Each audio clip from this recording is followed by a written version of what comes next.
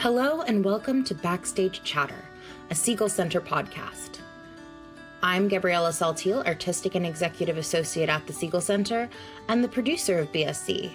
Sound editing is by Charlene Bayer.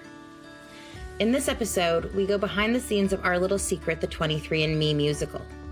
The hilarious and heartfelt true story of Noam Tomaschoff, who discovered through a DNA test that he wasn't an only child, but one of over 35 siblings around the world. And being a true theater kid, he wrote a one-man show all about the experience. Joining us for a candid and moving conversation are Noam and his parents, Gideon and Sylvie, as they reflect on the creation of the production and how their lives have been shaped not only by the discovery, but by the show itself. As usual, this episode is hosted by the incomparable Sarah Deshaies. Enjoy! Welcome to Backstage Chatter. I'm your host, Sarah Deshaies. In 2007, a San Francisco-based company started offering direct-to-consumer DNA testing. Millions of people swapped their cheeks and mailed in their samples to find out their heritage and receive personalized health information from 23andMe.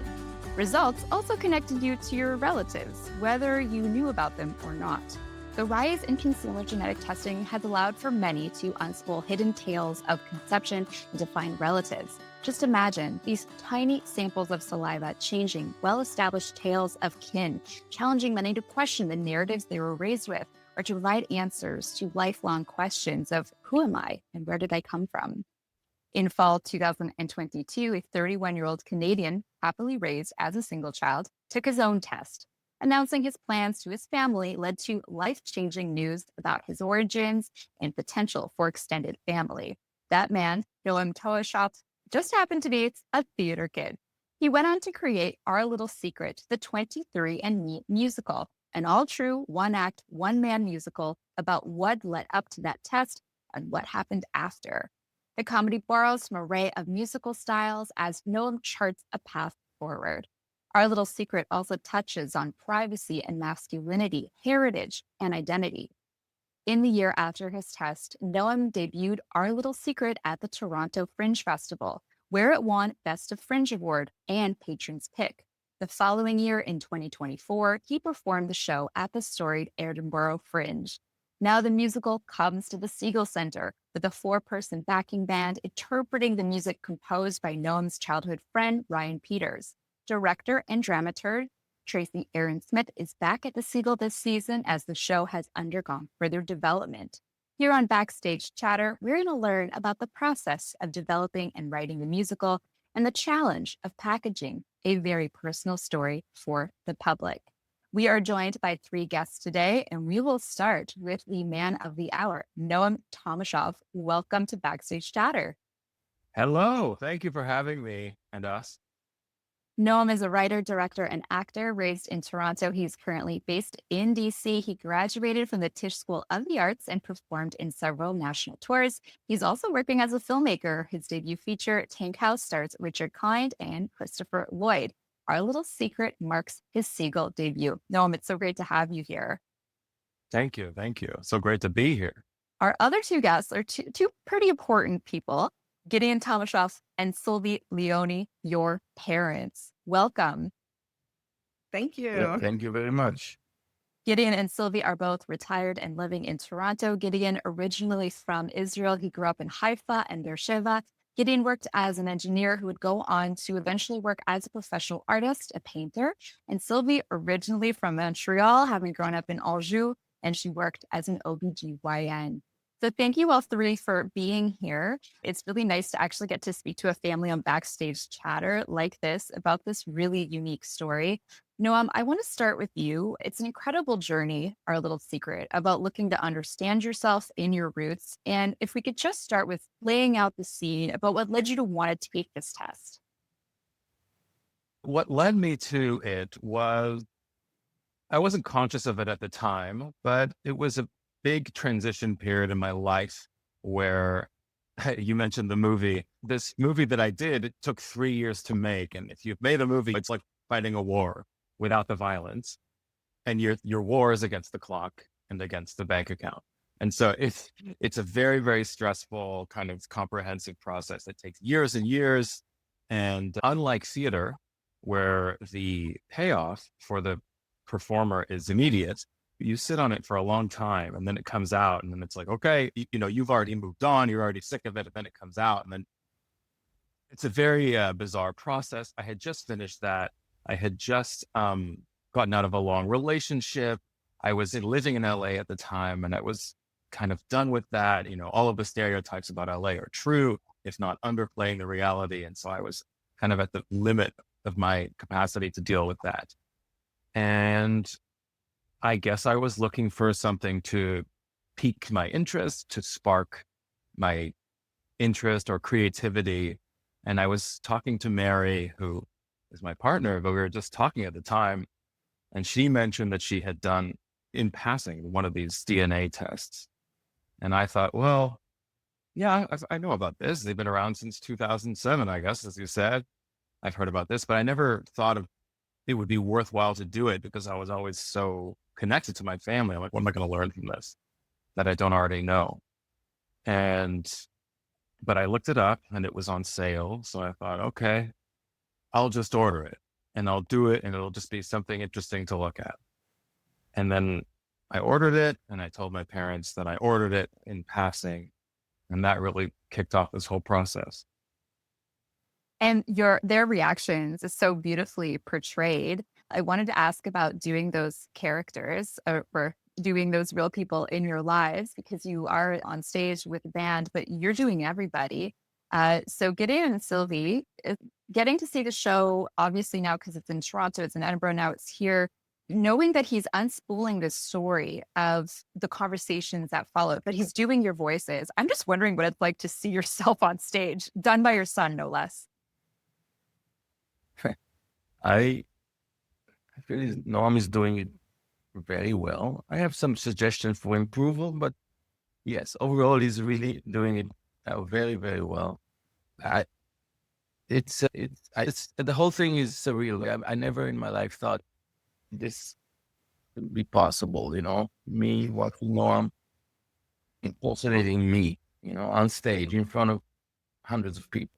This is not something I ever thought. But I guess everything is possible. This whole story is so crazy. So this is just one aspect of it. Sylvie, do you feel like Noam got you accurately? Let me just preface that he does take some artistic license in this show, which, of course he should. The including my character in the show is actually quite new. This is new. This is a new part. It was introduced at the Segal Center. And I'm quite pleased. I think he does a good job. And everybody knows it. Everybody knows when he's turns into me that's what he's doing. And that is, I think, so special because he's turning from character to character very fast. And yet he captures enough of the character that everybody knows that's who it is. And this is the Tracy difference. I mean, the difference in this particular production was that Tracy came in, and one of the main things that she specializes in is this kind of one solo show character switching. And so in many ways, the basic gist of it is quite technical to assign a very distinct physicality to each character. And as you switch between them, it just, it may feel as the performer sometimes a little like two-dimensional, to just be like, well, this person stands like this person stands like that. But actually, the clarity that it gives overrides any of that because the audience just needs to know who's talking. And so if you just have 2 or 3 little qualities that are consistent for each character, then people really appreciate that because it's easy. The more as we develop this, my fear in expanding it has always been the loss of clarity and pacing. Because as you add, let's go into this tangent, let's explore this in a side plot or this, other characters like mental state, what you're taking away from the drive, like the sort of the bullet train of the story, the through line. And so working with Tracy was very helpful in fleshing things out, building these characters and maintaining clarity and pacing. That was our, what we found during the rehearsal process. Taking a step back from the characterizations, how you bring these real people to life, The question of telling that personal family story. I feel like there's almost nothing more potent than a 1-person or 2-person show telling a true story, especially one rooted in family. But there's always that question of who gets to tell that story and who says yes to the story being told. So Noam, did you feel like you had to get permission from mom and dad to move forward? Not only did I feel that way, I had to. But regarding this type of storytelling, and I think a lot of creative people, certainly in film and television, will resonate with the experience of coming up with a great idea and writing something and taking the effort to like write something, a movie, a TV show, play, and then going on deadline and being like, oh, that's coming out next month. Oh, that thing that happened in the news that I'm like, that would make a really good show. I just wrote a pilot about it. Well, Seth Rogen's making it right now. Everyone has had the experience of having a great idea and having it already be made by someone more famous. And so your only thing that no one can ever take from you is your own true story. Like no one's gonna do this show before me. So that it's been really nice. And I've been burned, on the other thing a few times, even with my movie. Again, more famous people made like that kind of theater movie.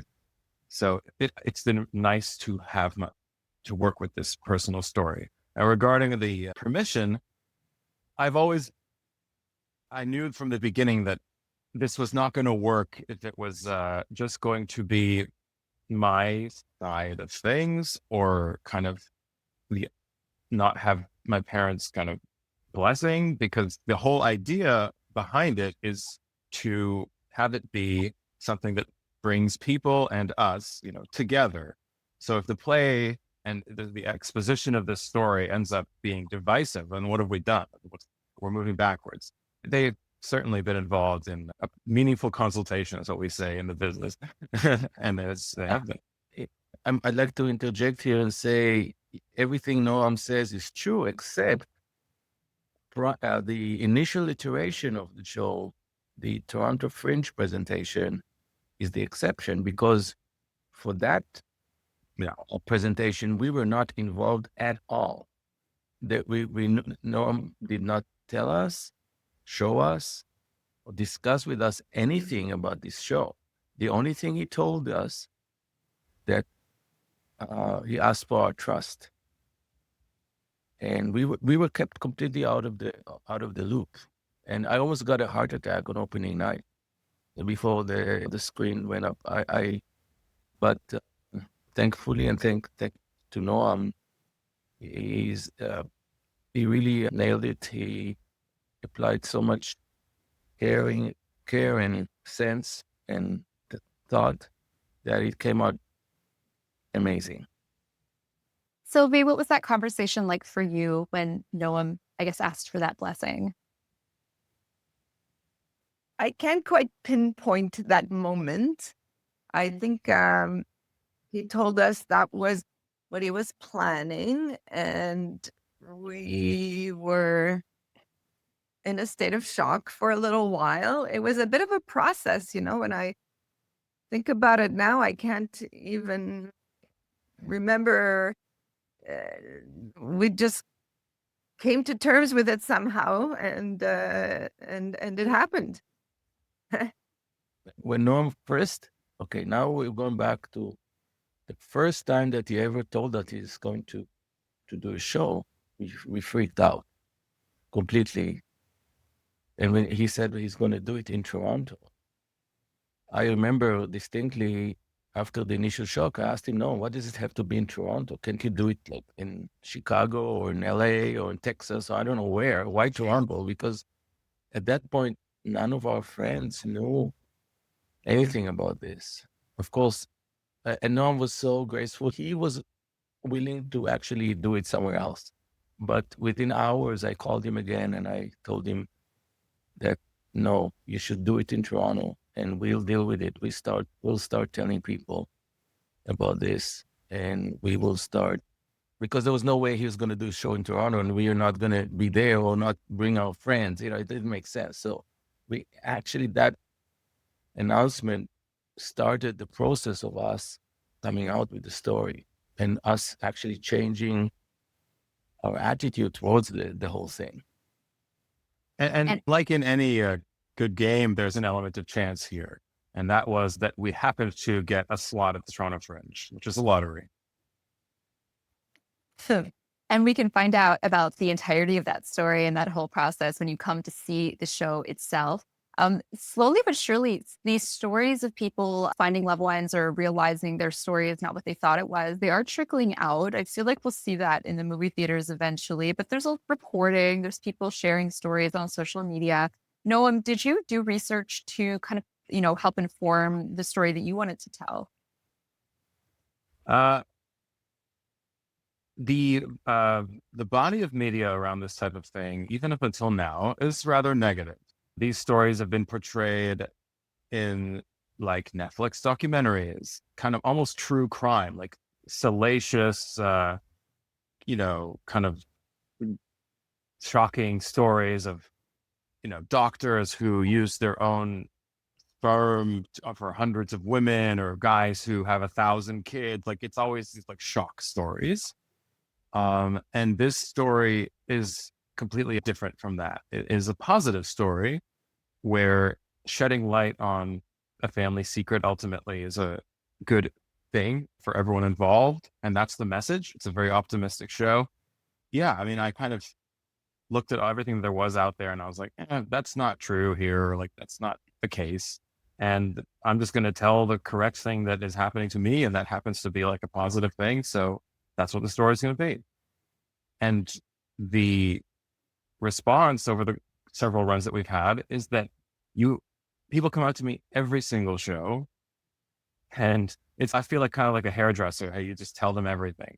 They tell me everything. They tell me their whole life story, the stories about how their cousin or their aunt found out this, or like everyone has some kind of story like this in their family. And only now are people feeling comfortable to speak about them, or people are learning through DNA tests or different kind of family tree kind of tools that exist out there. And the vibe around this kind of stuff has changed radically from 30 years ago, which was back then it was a vibe of total secrecy and a lot of shame and a lot of loneliness and isolation for the people going through it. Whereas today it is a very organized, open, kind of mainstream process with a lot of support available to people. I can attest, having seen one of the shows, is that it was generating a conversation amongst the staff and the audience afterwards, that people felt comfortable and safe to be able to share those things together, not just coming up to you, but amongst themselves. Gideon and Sylvie, do you find that you become part of people's conversations as well, that people feel comfortable they would coming up to Noam? They might remark things to you en passant or at shows, like people must be spilling their guts. They actually come to us before they come to Noam, because Noam takes his time after the show. And he only appears about 15 minutes later. By that time, people actually flock to us to tell us their stories. Well, in fact, most people are sobbing and telling us stories, and we end up hugging. And this happened in Toronto, and it's happening now. But it surprised me, because I guess I know very little about the Anglo psyche. But in Edinburgh, where, I don't know, people are British and proper, they were just falling in our arms and crying and telling us all these stories. And I was quite surprised. It was very heartwarming. They were, and very emotional all around. And it's very exciting. And kudos to Noam, who's able to elicit this kind of response. Let's jump off Edinburgh there, because obviously doing the show in Toronto, as you mentioned, Noam, you got that last minute entry in the lottery process, which is really similar to Montreal's process as well. You just get a call and you're like, you're gonna make a show. Just a lot of pressure. Once the show is seen, you won awards here at home, and then you cross the pond. It's an even bigger festival. There's even more amazing stories out there. Were you nervous getting to cross the pond? Luckily, the other two guys on the core team of creators, Ryan and Russell, there's a very distinct, clear division of labor between us. And because the show is so vocally demanding and requires me to maintain perfect health all the time, they take over a lot of the marketing and publicity side of things. And that's the name of the game in Edinburgh, just to fill the house, right? Like you go to Edinburgh to, if your mentality about Edinburgh is I'm going to go there and my show is going to be the next Six or Operation Mincemeat or Baby Reindeer, that's the same kind of idea as an actor saying, well, I'm going to audition for this, ABC show and get it. It's like, well, maybe, but actually those are the same odds. So you need to treat Edinburgh as you need to set your own goals for your own show that aren't like dependent on so many external factors. You want to fill the house as much as you can. You want to get some reviews, get a lot of feedback from a huge variety of audience members that is going to be very different from the audiences you'll get in Toronto, and use that to build a bit of name recognition for your show and develop the show and build that credit. So my nerves were about going from Toronto Fringe, where I was doing 8 performances, to Edinburgh, I was going to do 25. I was like, can I do 25? Am I physically able to complete 25 successful performances? And so once I did that, I was like, okay, well, I know in Montreal, that's the same roughly amount of shows. I'll be able to do it. And regarding the just size and competitiveness of Edinburgh, as a performer, those things can be very distracting. And you can really get sucked into the 3-ring circus of Edinburgh. But for me, I just had blinders on. I was like, look, my job here is to stay healthy and do the show well and respond to feedback and make adjustments like based on that feedback in order to improve the show. And so I really just had a monastic existence there. Like I woke up, worked out, like had lunch, had a nap, went to the show, said hello to people, went home. Like I was very boring in Edinburgh, but I think that is what made it possible for me to do the show at a consistent level. We even held the reviews. We didn't let Noam read the reviews, and almost all of them were fantastic. We didn't want him to get him out of balance. Just wanted him to continue doing what he's doing. Yeah, staying focused. Focusing. Tunnel vision. Yeah. I did want to ask about the intensity of doing these shows. We can see on stage, like glistening of sweat on your face. Like it's wild, I think, for audiences to see someone on stage singing, dancing the way you are, and also telling the story.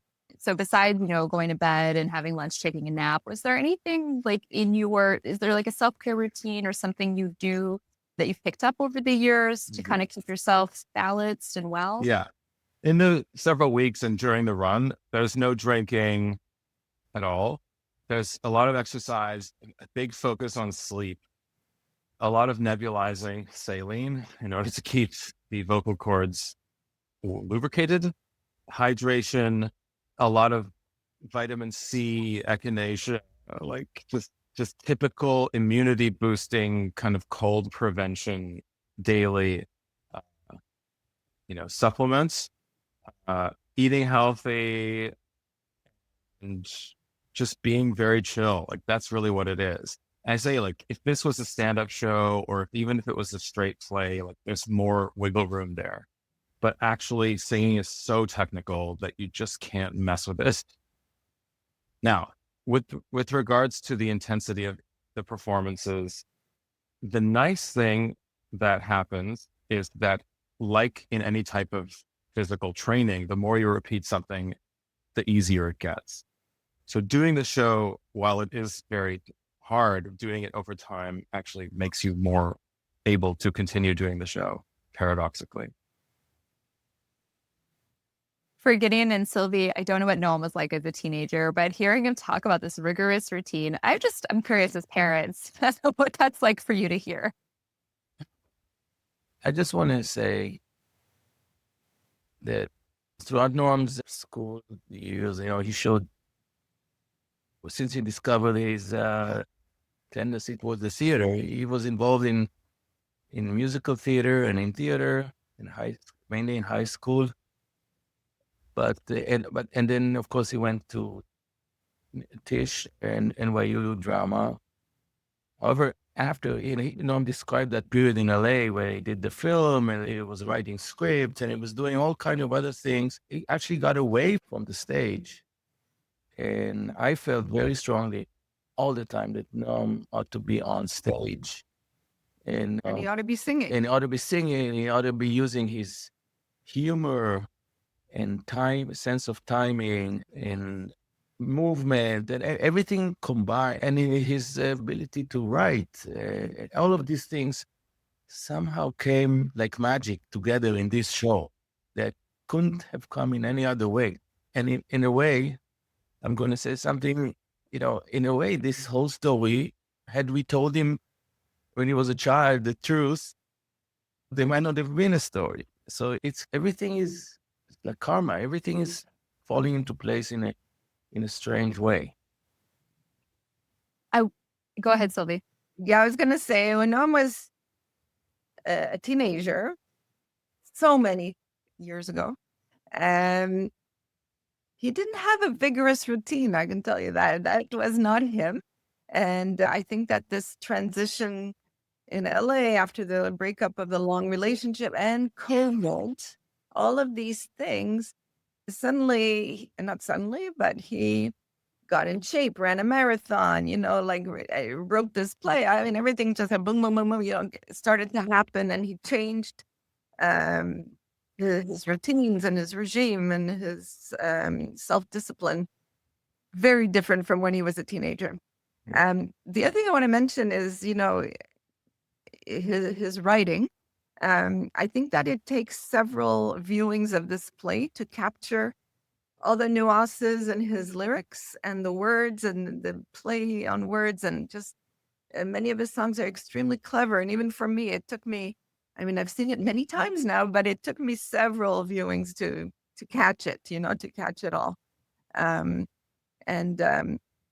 wonder, it's a very dynamic play, and I wonder how much the audience captures in one viewing. I think you need more than one to really get it all. Well, but I have to say that this situation at the Segal is slightly slower paced, and it's easier to understand everything than at the Fringe. In the Fringe there was a time limit, 1 hour, like as per the rules of the Fringe. And here the show is, I believe, 1 hour and 20 minutes or so. So Noam is not so pressured to blurt out everything so fast. So people can actually listen and hear every single. Noam is very clear in his pronunciation of it, both in song and speaking. Yeah. So he utters the word very, very clearly.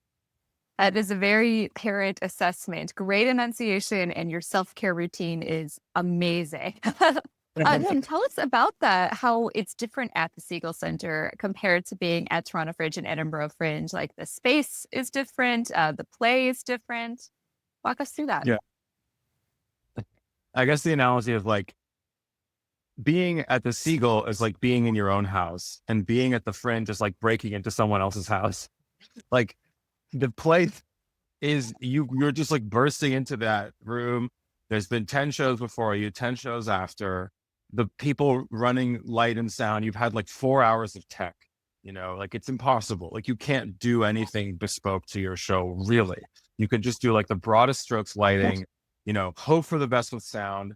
Sound was a constant, we were deviled by it in Toronto and Scotland. Lighting was so basic.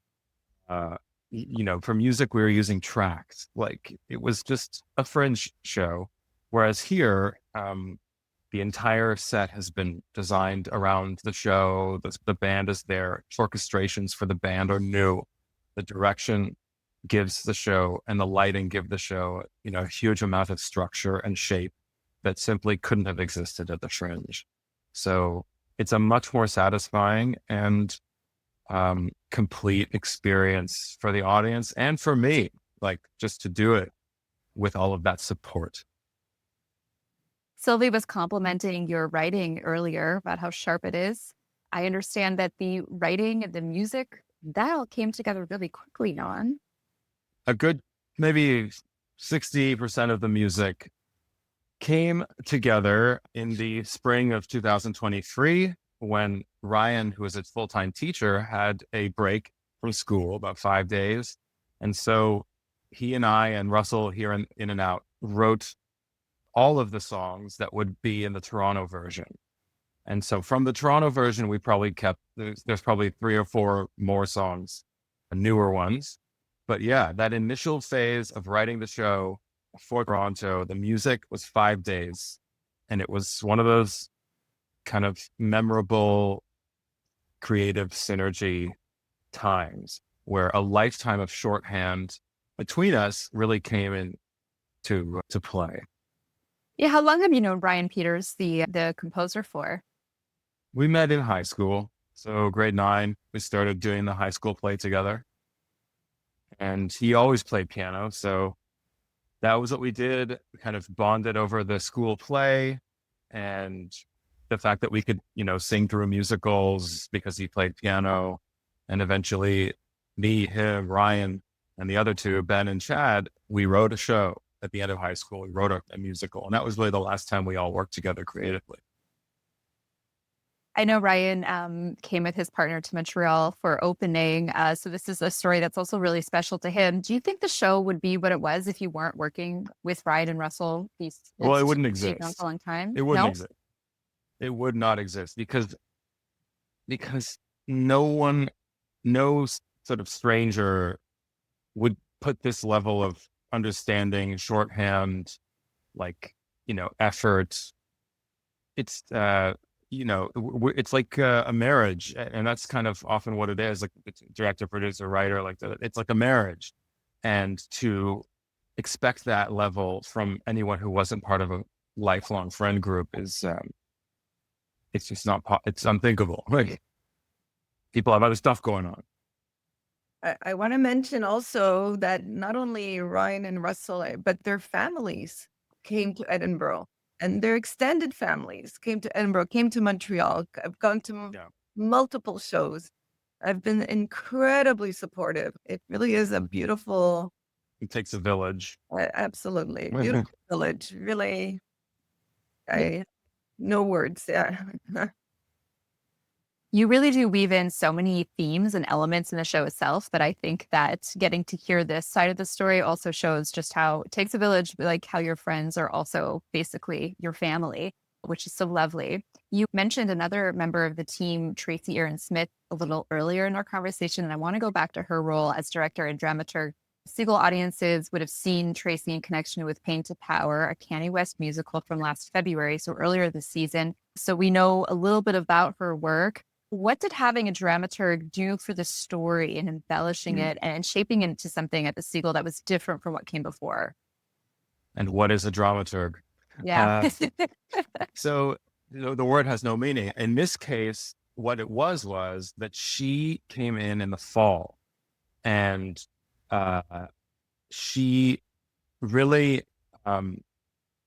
she's kind of like Virgil in Dante's Inferno. Like she led us to places that we didn't want to go in order to go through the darkness, past purgatory and into heaven, creatively. And what I mean is that she came in with her lifetime of expertise in coaxing solo shows, very personal solo shows out of people, and had seen what we were working with in Edinburgh and encouraged me and us to develop certain aspects of the story that we would not have naturally tended toward, which would be specifically the more emotionally vulnerable, tricky, darker, more conflicted moments that naturally as people we shy away from because they're more difficult, but are necessary for a show to fulfill its promise to the audience of a honest and complete retelling of a story. So that was what dramaturg meant in this case. She led the development of the new material of, for this iteration of the show from Scotland to Segal. And it was essential. And then in rehearsal began her work as a director in terms of putting the show together. And it's her birthday today. It's Tracy's birthday. Ah, Very happy birthday to Happy Tracy, birthday. who is now part of our little secret extended family, of course. I wanted to turn to the company at the heart of this, 23andMe. I'm not sure if you're following the developments. They filed for bankruptcy in Delaware last month. Do you get questions from the audience or questions from people who know about the show? Are you following any of those things? Do you expect that to maybe be part of the story somewhere else down the line? The 23andMe's, role in this show is as a catalyst. Me doing a 23andMe DNA test is the catalyst that sets the story in motion. And their platform is where I discovered, certain things about my genetic reality. Their bankruptcy, is unfortunate. And of course, we've been following it. But that doesn't change the role that their product played in my story. So I hope that they're okay. They've been really great to us and they're so supportive of the show. And my use of their DNA test has been very positive. So that's all I can say. I'm not involved in their ongoing business issues, but they've been really supportive of the show and above and beyond. And so I'm very grateful to them. Did you let them know that how did that relationship start or that contact? Initially, we were very wary of them knowing that we were doing this show and the way it was titled. Initially, we felt that including the 23andMe musical on the title at Toronto Fringe would make it a draw. People wouldn't say, oh, this is about something about DNA. But we were also worried that they would take issue with us using their company name. Ben, who was one of our friends who did the orchestrations for the original production, his mom, on her own volition, without consulting us, messaged 23andMe and said, you guys really need to know about this show. We were so mad at her initially because we're like, what are you doing? Now we're going to get it a cease and desist. But they actually ended up being really excited about it and saw it as a really cool customer story. And so that's how the contact was made. And eventually it culminated at the end of Toronto Fringe when I was moving out of LA and sort of back to Toronto-ish. I packed everything into the car and drove up to San Francisco. And my dad and Ryan met me out there, and I performed the show in their lunchroom for the entire company over lunch. So this was about 400 people in person and over Zoom. And I did it for the whole group, and they were ecstatic. Yeah, I was there, and then Noam and I did a trip across the continent by moving all his stuff from LA to Toronto. And they both got COVID. Both got COVID. We traveled by car, both sick with COVID at the same time. Oh gosh. But in answer to the other question, so far no one in the audience has commented about the bankruptcy. Yeah. Not to me, because they're too busy crying about their emotional response. Some people commented to me, not in this show, but in the Edinburgh, that they are coming out of the show that they're planning to take the test.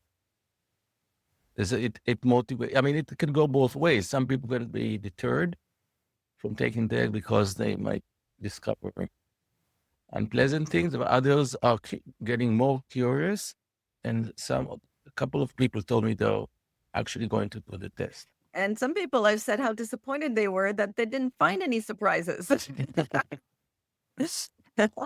That they don't have a story. They don't have a one-woman show coming from their results. They knew all this stuff. Who cares? Was there a particular story from a member of the audience that really stuck with any of you? That's a moment, an exchange that really touched you? Noam? There were two times, one in Toronto, one in Scotland, where parents had brought their kids to see the show because the kids had been donor conceived, and the parents felt that it would be really positive for them to see that kind of story represented in a piece of media. And the kids were really happy and loved the show and were so excited to talk to me after. And that was special. It's also special to have made the show kid friendly, because these days, these types of discoveries children are having them. They're not really having, they may have them at my age, but usually they're learning a lot younger. And so with the vast majority of the media around this being negative, it's nice to have a nice story for them to see and be like, oh, look, I'm not like so weird, or this guy's like me and he's cool. You're helping people find these positive stories. Sylvia, Gideon, was there any exchange that stuck with you? Yeah, I just got a message yesterday from a woman from Nova Scotia who traveled to Toronto 2 years ago to see the show. And the message yesterday said, I discovered my donor, my biological father. So she was so excited. She kept my phone number and she messaged me 2 years later. I guess she came to the show then knowing that she was donor conceived, but without knowing the details. I think it was a taboo in the family. She couldn't discuss it with her parents.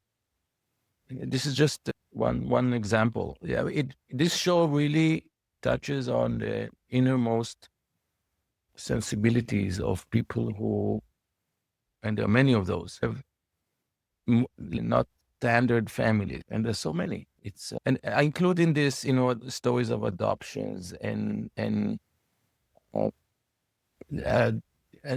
artificial insemination by donors, and all kinds of discovering brothers, half sisters from Their fathers, dalliances. Yeah.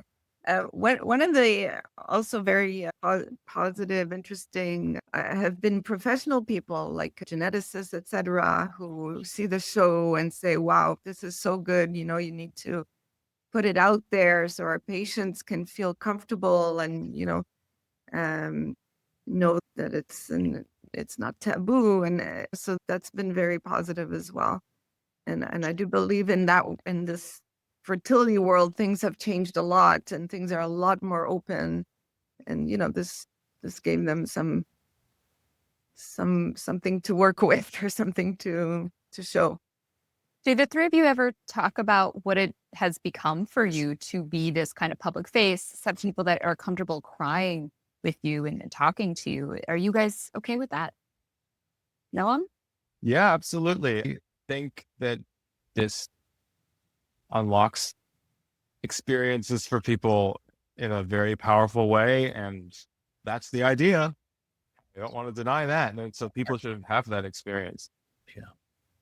I think we made a complete turnaround approach. Initially, I mean, Noam really did not consult with us, but in actually doing the story, he was driven so strongly to write and perform this thing. There was no way we could have dissuaded him. We almost didn't try.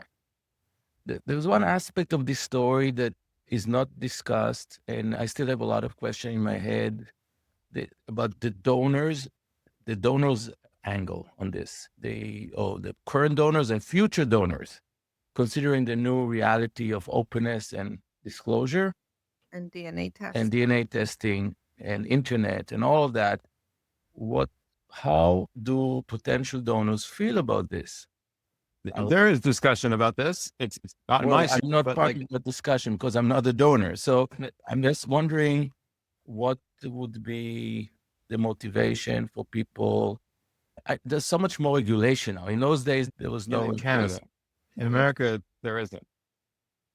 In America, numbers, of course, there was no rules. There's some countries now that limit the number of donations, and